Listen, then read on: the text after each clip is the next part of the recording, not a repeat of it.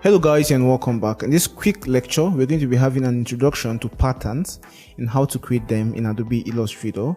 And in subsequent lectures, we're going to actually draw out patterns with our hands, maybe pattern elements with our hands, and we're going to bring those drawings into Adobe Illustrator and trace them out, okay, and then create patterns from those drawings.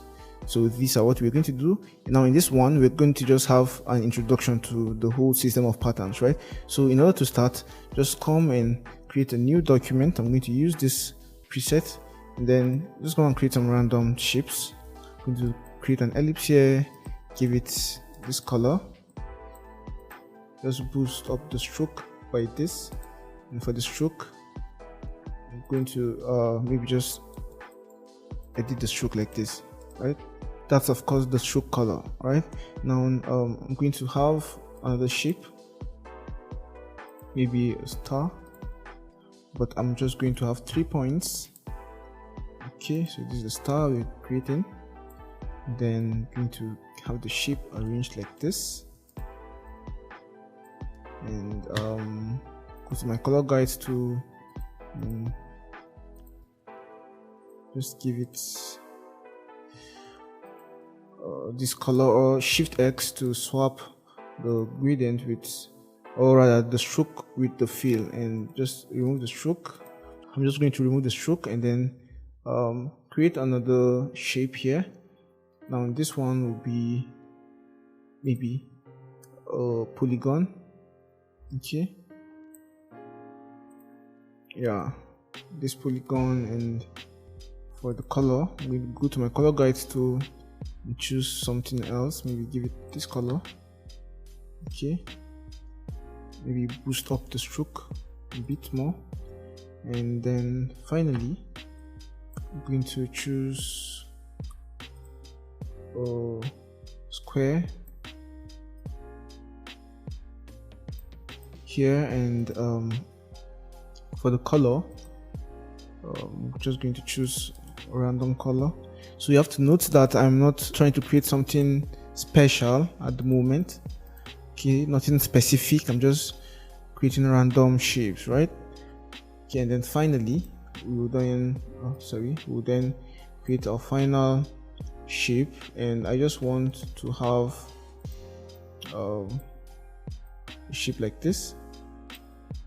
Shift X and then boost up the stroke like this.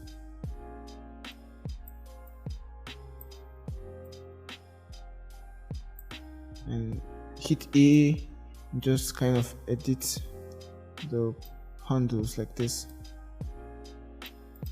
Perfect. Now what do I want to do then? Just want to select all of them, reduce the size a bit, and then selecting them, I'm going to go to Object, go to Pattern, and then Make. Now we then see this message which tells us that the new pattern has been added to the swatch panel. Okay, so and we can see that immediately Adobe Illustrator now creates a new pattern for us with our from our shapes, right? Now this is the pattern box, and everything we do here will be replicated in all the other pattern boxes, or in all the other pattern spaces, right? Now we can maybe bring this guy here, bring this guy here, bring this guy here, reduce the spaces like this. Okay, and we can even come and add more stuff. Maybe we can come and add this.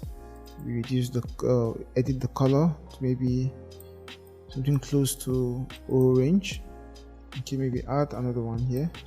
Maybe this guy could be blue. Okay, we add another one here. This guy could be green. Add another one here. This one could be purple. So I'm just doing random stuff here. Now we have the patterns panel here. Now we have this guy as the name of the pattern. It says new pattern. We have the pattern or the tile type. Okay, we have the grid tiling. We have the brick by row tiling, which will give us something like this. We have the brick by column tiling, which will give us this. We have the hex by column tiling, which will give us kind of a hexagonal arrangement. We have the hex by row column tiling, which give us this kind of hexagonal arrangement also. Okay, so that's it about the tiling type. Now we have the width. We can increase our width and reduce our width and our height. We can see the changes right away, and we can kind of connect them, whereas so that when we reduce or increase one of the sides, we have the other one increase or reduce in proportion to the one we are reducing, right? And then we have this one, which will actually size the tile to art. Okay, we have move tile with art, and all of this will just help us in making adjustments to the size and the position of our patterns, right? And we also have this overlap feature here, which will enable us determine how our patterns will overlap with each other if they overlap. Okay, so let's say we have this guy here overlapping with this other pattern, and we now have the ability to make them appear above, okay, or below, depending on what our overlapping looks like, right? So we can see the changes being made. I'm just going to undo.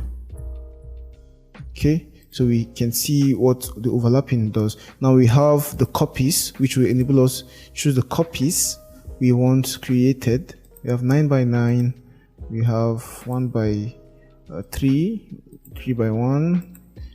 No matter what you want, you're going to be able to have it here. No matter what type of copies you want, okay, what type of arrangement or alignment you want, you're going to be able to have it here. Okay, dim copies to 70%. Let's see what this guy does. So it actually dims our copies. Okay, we don't want to dim our copies totally. We would want to maybe see them in maybe 70% opacity, so that we see what we are doing before we conclude, right? So we have save a copy as, tile edge copy, and so on and so forth. Some of these options ain't really important like that. So when you are satisfied with what you have, all you then need to do is click on save a copy or done. Okay, so when you click on done, you now have your pattern created. So when you come to your rectangular tool, for example, and then maybe come to the swatches, and then come here, you see that your new pattern has been added. Now let's just remove the swatches. Okay, now you can see that your new pattern has been added. And when we scale, we see that our pattern is scaling with our shape. And why is our pattern scaling with our shape? What if we want our pattern to scale, or what if we want our shape to scale independent of our pattern? Okay, of course we can do that by coming here. We learned this in one of the previous videos. Okay, so we can just make our shape scale alone, and we can make our pattern scale with our shape. So if we click on transform object only, we can now see that we are able to transform or scale our object without our pattern. Okay, and when we click on transform both or transform pattern only, we can see that we can now transform our pattern with our shape. Okay, now this is an example of what we call a seamless pattern, because it's seamless, right? It's seamless. What I mean by seamless is it keeps repeating itself. Okay, it doesn't have an end, it just keeps repeating itself depending on what surface or what surface you want it to cover. Okay, so it can keep repeating itself and keep going and keep tiling and keep going. So that's what we call a seamless pattern. Okay, so I'm just going to take this guy to both and close the transform panel here, delete these guys. Yeah, so guys, that's it for an introduction to how patterns work. So in the next lecture, we're going to be creating more interesting patterns from our drawings and doing more cool stuff. Okay, so see you in the next one. Bye bye.